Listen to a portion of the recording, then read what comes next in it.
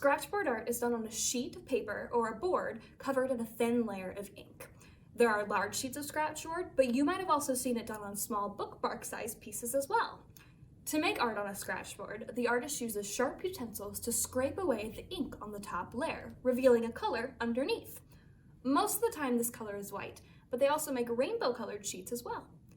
After the top layer of black ink is scratched away, the artist can also use watercolor paints to add color to their art. Let's look at a children's book illustrator who uses scratchboard art. Beth Crumbs is an artist from Pennsylvania. She likes to paint, design patterns, and do wood carvings. Wood carving is actually what led her to scratchboard art. Both wood carving and scratchboard art are types of etching, or removing art. To create the final piece, you take away elements, rather than adding them, like paint, onto a blank canvas. This type of art takes a lot of planning ahead, because after you've taken away material, it's really hard and sometimes impossible to add it back on. Crumbs has created many illustrations for children's books. Her most popular work, the illustrations in The House and the Night by Susan Marie Swanson, even won a Caldecott Award for how good they were. Let's take a look at some of those illustrations. Remember when you're looking at these, the black parts are what Beth Crumbs started with.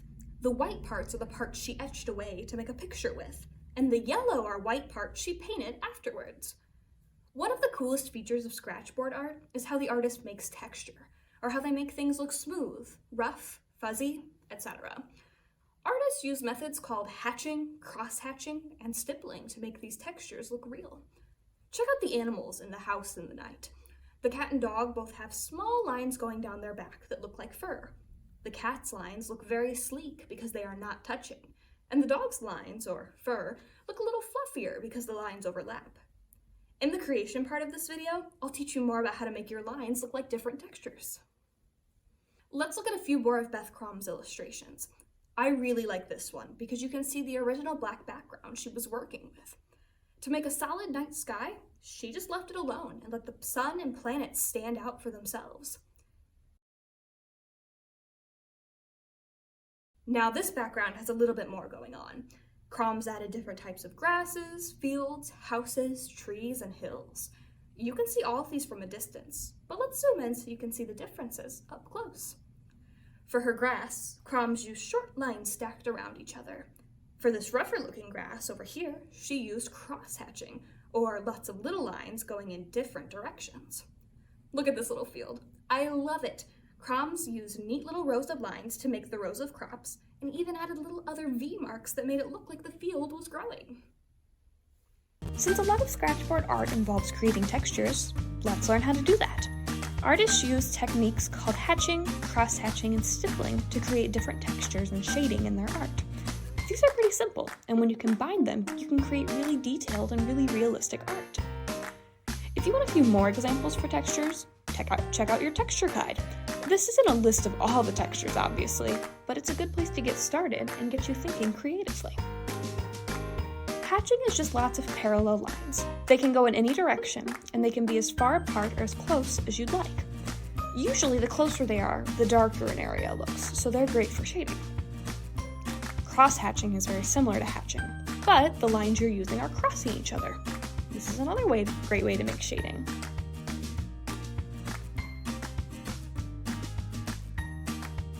Stippling is tiny dots close together and far apart. The closer they are, the darker they usually look, and the further apart, the lighter.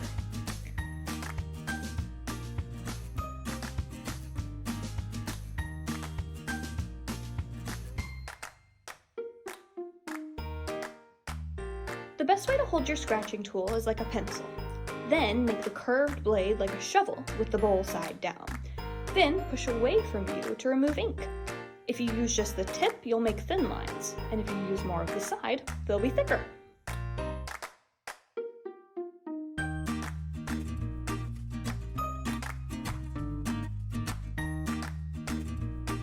Okay, here's where scratchboards get a little tricky.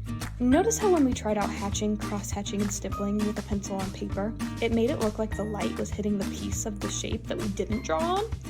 When you use these techniques on scratchboard, it will be the opposite.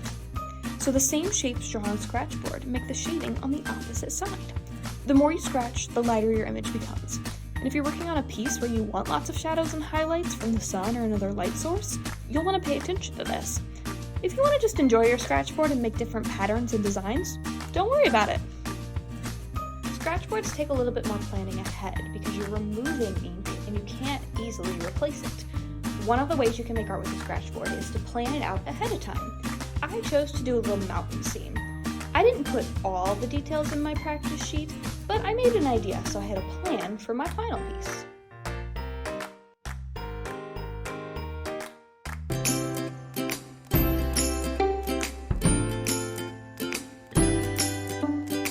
Another method for Scratchboard art is just to go crazy. Don't make a plan, just make designs as you feel. In this design, I used lots of long lines, I made swirls, I carved away entire areas, I made triangles. Really, you can do anything. Make a pattern or texture that looks cool to you.